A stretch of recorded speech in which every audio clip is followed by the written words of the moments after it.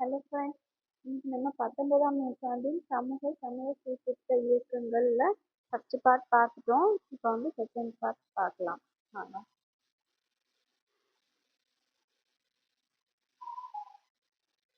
ம். ஜாதி எதிர்ப்பு இயக்கங்கள். இந்த ஜாதி எதிர்ப்பு இயக்கங்கள்ல ஃபர்ஸ்ட் ஜோதிபா பூலே இவர் யார் அப்படின்னா மகாராஷ்டிரால இருக்கக்கூடிய ஆம், கோவிந்தராவ் பூலே 1827.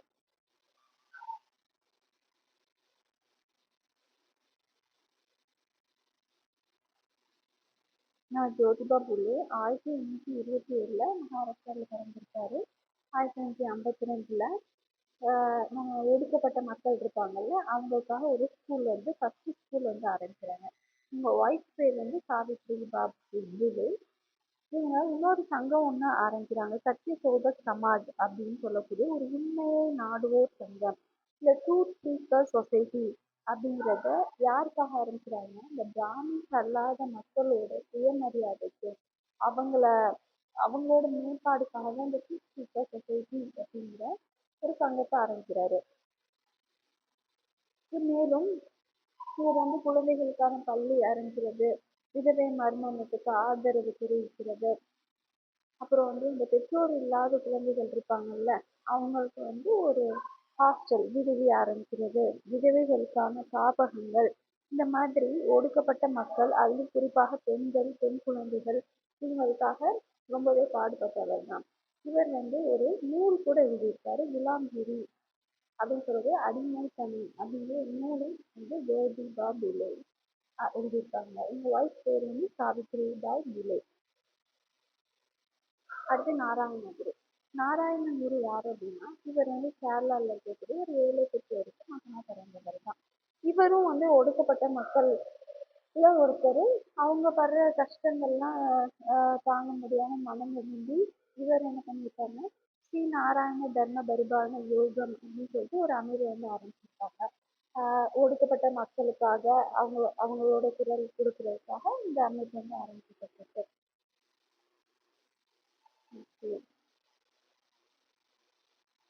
அடுத்தது ஐயன் காளி அவர்களை பார்க்கலாம். ஐயன் காளி இவரும் வந்து கேரளால திருவனந்தபுரம் மாவட்டத்துல வெங்கனூர்ல பிறந்தவர் 1863. அப்போ அந்த டைம்ல வந்து இந்த திருவனந்தபுரத்தை ஆட்சி பண்ணது வந்து திருவிதாங்கூர் அரசரோட கட்டுப்பாட்டுல இருந்தது. அப்போ இவர் குழந்தையா இருக்கும் போது நிறைய ஜாதிய பிரச்சனை வந்து அஃபெக்ட் ஆயிருக்காரு. அதனால இவரும் வந்து என்ன பண்றாருன்னா ஒரு அமைப்பு ஆரம்பிச்சு ஒடுக்கப்பட்ட மக்களோட கல்விக்காக அவங்களோட கல்வி கட்டணும், அவங்க வந்து மேம்பாடு அடையணும் அப்படிங்கிற விஷயத்துக்காக இவங்களும் நிறைய சங்கங்கள்லாம் ஆரம்பிச்சிருக்காரு. இவர் ஆரம்பிச்ச சங்கம் பேர் வந்து சாது ஜன பரிபாலன சங்கம். அதாவது எப்படின்னா வச்சுக்கோங்க, ஐயன் காளி ஆரம்பிச்சது வந்து ரொம்ப சாதுவா இருப்பாங்க. ஐயன் காளி ரொம்ப சாதுவா இருப்பாங்க. சாது ஜன பரிபாலன சங்கம் 1907 ஆரம்பிச்சிருப்பாங்க. இவர் வந்து எப்படி நாராயணகுருவோட ஊக்கத்தினாலதான் இவரும் இன்னொரு சங்கம் ஆரம்பிச்சிருக்காரு அப்படின்னு சொல்றாங்க. அடுத்து இஸ்லாம்ஸ்ல என்னென்ன சீர்திருத்தம் வந்துச்சுன்னு பார்ப்போம். 1887 நம்ம கிரேட் ரிவோல் நடந்ததுக்கு அப்புறம் முஸ்லிம்ஸ்லாம் வந்து இந்த ஈஸ்ட் இந்தியா கம்பெனி, இந்த நம்மளோட ஆங்கிலேயர்கள் மேல வந்து நம்பிக்கை இல்லை. அவங்களோட மேலை நாட்டு கல்வி மேலே அவங்களுக்கு வந்து சுத்தமா நம்பிக்கை இல்லை. எங்க நம்ம மதத்தை மாத்திடுவாங்க அப்படிங்கிற எண்ணம் இருந்தது. அதனால இவங்க என்ன பண்ணாங்கன்னா ரொம்ப மேலை நாட்டு அறிவியல் அந்த மாதிரி விஷயங்கள்லாம், கல்வி பண்பாடு எதுவுமே வந்து அவங்க கற்றுக்காம இருந்து ரொம்ப பின்தங்கி போயிருந்தாங்க. அப்போ முஸ்லீம் தலைவர்கள்ல ஒருத்தரான இந்த சார் சையத் அகமது கான் என்ன சொல்றாரு அப்படின்னா, இவர் வந்து டெல்லியில ஒரு உயர்குடி முஸ்லீம்ல பிறந்தவர் தான். இவர் என்ன சொல்றாரு, மேலை நாட்டு அறிவியலை தயவு செஞ்சு கற்றுக்கோங்க, கல்வியை கற்றுக்கோங்க, அரசு பணியில சேர்ந்து வேலை பாருங்க. இப்படிலாம் இருந்தாதான் நம்ம வந்து பின்தங்கிட்டு அந்த இஸ்லாம் சமூகத்தை முன்னோக்கி கொண்டு போக முடியும் அப்படிங்கிற விஷயத்த சார் சையத் அகமது கான் டெல்லியில பிறந்தவர் வந்து சொல்லியிருக்காரு. மேலும் இவர் வந்து அலிகார் இயக்கம் அப்படிங்கிறதையும் ஆரம்பிச்சிருந்திருக்காரு. பார்ப்போம், அதையும் பார்ப்போம்.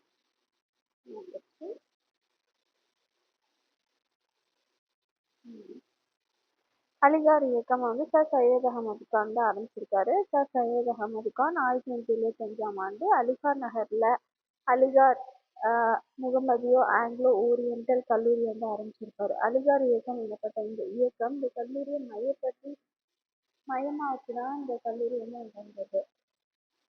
அதான் இது எதுக்காக ஆரம்பிச்சாங்கன்னா முஸ்லிம்ஸ்க்கு வந்து கல்வி வந்து கொடுக்கணும் அப்படிங்கிற ஒரு மைல்கல்லுக்காக தான் ஆரம்பிச்சது. இந்த காலேஜ் எப்போ ஆரம்பிச்சிருக்காங்க? 1875ல 1875ல இருந்து ஆரம்பிக்கப்பட்டது. 1875ல ஆரம்பிச்ச இந்த அலிகார் கல்லூரி வந்து 1920ல அது வந்து பல்கலைக்கழகமா தரம் உயர்த்தப்பட்டது. இது வந்து ஆல்ரெடி கேட்ட ஒரு டிஎன்பிஎஸ்சி கொஸ்டின் தான். 1875ல ஆரம்பிச்சது 1920ல பல்கலைக்கழகமா மாறிடுச்சு. ஓகே, அடுத்த இயக்கம் பார்க்கலாம். தியோபந்த் இயக்கம். தியோபந்த் இயக்கம்னா என்னன்னா, பழமைவாத முஸ்லிம்ஸ் இருப்பாங்கல்ல, ரொம்ப ஓல்டா திங்க் பண்ணக்கூடிய, அவங்களோட கல்ச்சர்ஸே திங்க் பண்ணக்கூடியவங்க என்ன சொல்றாங்கன்னா, இப்ப இருக்கக்கூடிய மேற்கத்திய கல்வி, ஆங்கில கல்வியெல்லாம் எங்களுக்கு வேணும், அவங்களோட பண்பாடு கல்வி இன்னும் எங்களுக்கு புறக்கணிக்கப்பட்டு உண்மையான முஸ்லிம்ஸோட இஸ்லாமிய மதத்தை வந்து உண்மையான வந்து இஸ்லாமிய மதத்தை வந்து கற்றுக் கொடுக்கப்பட்டது இந்த தியோபந்த் இயக்கம். இல்லைன்னா இது வந்து என்ன சொல்லலாம் அப்படின்னா, இது ஒரு நீதி இயக்கம் அப்படின்னு சொல்லப்படுது. இது வந்து யார் ஆரம்பிக்கிறாங்கன்னு பார்த்தோம்னா, நம்ம முகமது காசிம் நானோதவி ரஷீத் அகமது கங்கோத்ரி இவங்களோட தலைமையில உத்தரப்பிரதேசத்துல சஹரன்பூர் அப்படிங்கிற ஒரு ஸ்கூல் வந்து ஆரம்பிக்கிறாங்க. இந்த தியோபந்த்ங்கிறது ஒரு ஸ்கூல் தான். உத்தரப்பிரதேஷ் சஹரன்பூர்ல யார் ஆரம்பிக்கிறாங்க?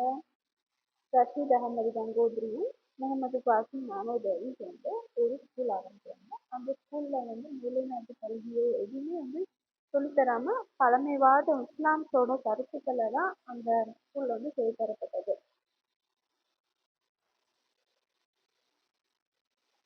அதுக்கப்புறம் இதோட புதிய தலைவரா யார் உருவாகிறாங்கன்னா, மௌலானா முகமது அசான் தியோபந்தோட புதிய தலைவரா ஆகிறாரு. இவரோட தலைமையில ஜமைத் உல் உலேமா இறையியலாளரோட அவை அப்படின்னு சொல்லிட்டு இந்த கருத்துக்கள்லாம் வந்து தெரிவிக்கிறாரு. அவ்வளவுதான். அடுத்து பார்சி சீர்திருத்த இயக்கம். பார்சி சீர்திருத்த இயக்கம்ல 19th centuryல தான் இந்த பார்சியோட சீர்திருத்த இயக்கம் பம்பாயில தான் ஆரம்பிக்கப்பட்டது. இது வந்து 1851ல பத்தஞ்சி நவ்ரோஜி என்பவரால ரஹ்னுமாய் மஸ்யாஸ் ஜனா சபா அப்படின்னா பார்சிகளின் சீர்திருத்த சங்கம் அப்படிங்கிற அமைப்பை ஆரம்பிச்சிருக்காங்க. இவங்களோட தாரக மந்திரம் என்னவா இருந்துச்சுன்னா, ராஷ்டிர கோஸ்தார், அதாவது உண்மையை மட்டும் பேசக்கூடிய ஒரு அமைப்பு அப்படிங்கிற மாதிரி இருந்தது. அதே மாதிரி குழந்தை திருமணத்துக்கெல்லாம் அவங்க வந்து எதிர்ப்பும் தெரிவிச்சாங்க. அதான் பெர்ரஞ்சி மல்பாரி என்பவர் வந்து குழந்தை காலகட்டத்திற்கு எதிரான சட்டம் கொண்டு வந்தார் திருமணத்திற்கு.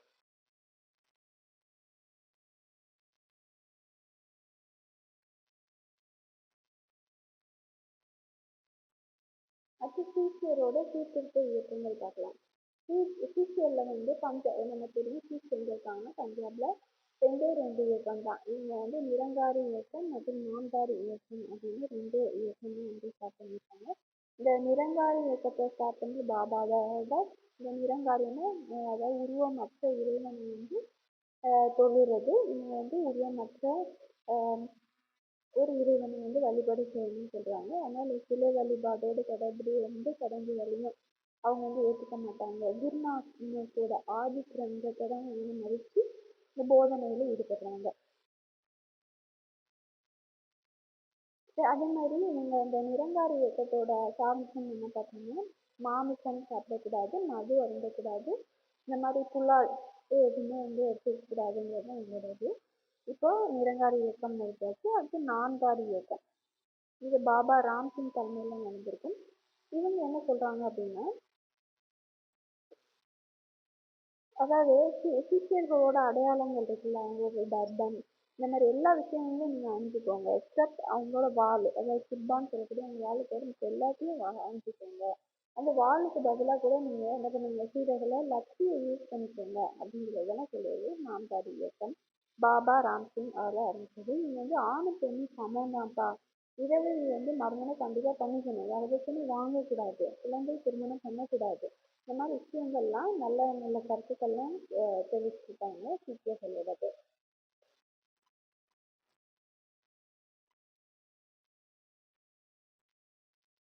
அடுத்தது தமிழ்நாட்டின் சமூக சீர்திருத்தவாதிகள் யாரெல்லாம் இருக்காங்கன்னா ஃபர்ஸ்ட் ராமலிங்க சுவாமிகளை பார்க்கலாம்.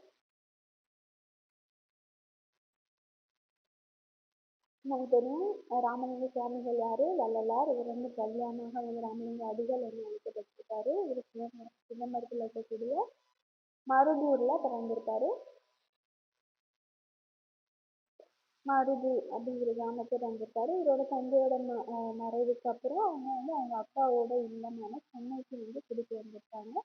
இவர் இளமையிலேயே வந்து முறையான கல்வியை வந்து அவர் வந்து பெறாவிட்டாலும் அளப்பரிய புலமை வந்து பெற்றிருந்தவர். துயரப்படும் உயிரினங்களெல்லாம் கண்டபோது அவர் ரொம்ப பார்த்து இரக்கம் கொள்ளாதவங்கலாம் வந்து கல் நெஞ்சக்காரர்கள் அப்படின்னு ரொம்ப உயிர்கள் மேல ரொம்ப அன்பா இருப்பாரு. ஜீவகாருண்ய இயக்கம், மனுமுறை கொண்ட வாசகன், இந்த மாதிரி நூல்கள்லாம் இவர் எழுதியிருக்காரு. இவரோட திருவருட்பா அப்படின்னு ஒரு தொகுப்புல கடவுளை பத்தி இதெல்லாம் எழுதியிருக்காரு. அதே மாதிரி இவர் வந்து சத்திய தர்மசாலை ஏன்னா அந்த டைம்ல வந்து 1866ல ரொம்ப கொடிய பஞ்சம் ஏற்பட்டிருந்திருக்கும். அதனால வந்து இந்த பஞ்சத்தெல்லாம் தாண்டி 1967ல சத்திய தர்மசாலை அப்படின்னு சொல்லக்கூடிய ஒரு உணவகத்தையும் வடலூர்ல ஆரம்பிச்சிருப்பாரு. இவரோட பாடகம் எல்லாமே திருவருட்பா அப்படிங்கிறதுல இருந்திருக்கும்.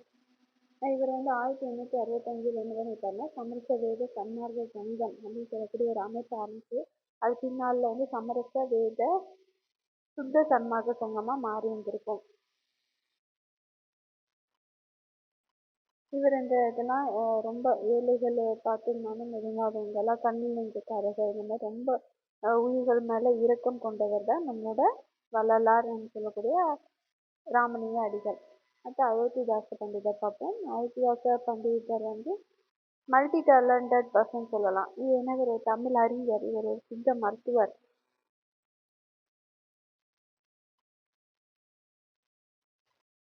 ஒரு தீவிர தமிழ் அறிஞர், சித்த மருத்துவர், பத்திரிகையாளர் மற்றும் சமூக அரசியல் செயல்பாட்டாளர். இவர் வந்து சென்னையில் பிறந்த இவருக்கு தமிழ் மொழி, ஆங்கிலம், சமஸ்கிருதம், பாலி இப்படின்னு எல்லா புலமைகளும் வந்து சரளமா பேசக்கூடியவர். இவர் வந்து விடுதலைக்காக ஜாதி ஒடுக்கப்பட்ட மக்களுக்காக ரொம்பவே ஜாதியத்துக்காக வந்து பாடுபட்டவர். இவர் என்ன பண்றாரு அப்படின்னா ஒடுக்கப்பட்டவருக்கு வந்து ஒரு கோயில் நிலையத்துக்கு ஆதரவாக ஒரு அபேதானந்த சபை அப்படின்னு சொல்லிட்டு ஒன்று ஆரம்பிச்சிருந்திருக்காரு. அதை ஒடுக்கப்பட்டவர்களோட கோயில் நிலையத்துக்காக ஆரம்பிக்கப்பட்டது தான் இந்த அபேதானந்த சபா. 1982ல் அயோத்திதாசரும் அவரோட ஃப்ரெண்டு ஜான் ரத்தினமும் சேர்ந்து திராவிட கழகம் அப்படிங்கிறத 1882ல் வந்து ஸ்டார்ட் பண்ணியிருக்காங்க. அதே மாதிரி 1885ல் திராவிட பாண்டியன் அப்படின்னு சொல்லக்கூடிய ஒரு இதழையும் அவர் வந்து தொடங்கி வந்திருப்பாரு. அடுத்து திராவிட மகாஜன சபை அப்படிங்கிற அமைப்பை 1891ல் ஊட்டியில் ஆரம்பிச்சிருக்காரு. திராவிட மகாஜன சபை எங்க ஆரம்பிச்சிருக்காங்க? ஊட்டியில் 1891ல் ஆரம்பிச்சிருக்காரு. அதுக்கப்புறம் இவர் வந்து ஹிந்துயிசம்ல இருந்து புத்திசம்க்கு மாறினவர். யாரோட தாக்கத்தால அப்படின்னு பார்த்தோம்னா இந்த ஹச்.எஸ். ஆல்காட் அப்படிங்கிறவரோட தாக்கத்தால அவர் வந்து புத்த மதத்துக்கு வந்து மாறியிருப்பாரு. இலங்கைக்கு போறாரு 1898ல். அங்க ஒரு பௌத்தத்தை தழுவி சாகித்ய பௌத்த சங்கம் அப்படிங்கிற அமைப்பை கூட சென்னையில வந்து நிறுவியிருப்பாரு. இவர் 1907ல் பெற்ற அப்படின்னா ஒரு பைசா தமிழன் அப்படிங்கிற ஒரு வாராந்திர பத்திரிகையை வந்து தொடங்கி அது 1914 அவரை வந்து இறந்து போற வரைக்கும் அதை வந்து ரன் பண்ணிட்டு வந்திருக்காரு. ஒரு பைசா தமிழன். அதுதான் முடிஞ்சு ஃப்ரெண்ட்ஸ். தேங்க்யூ.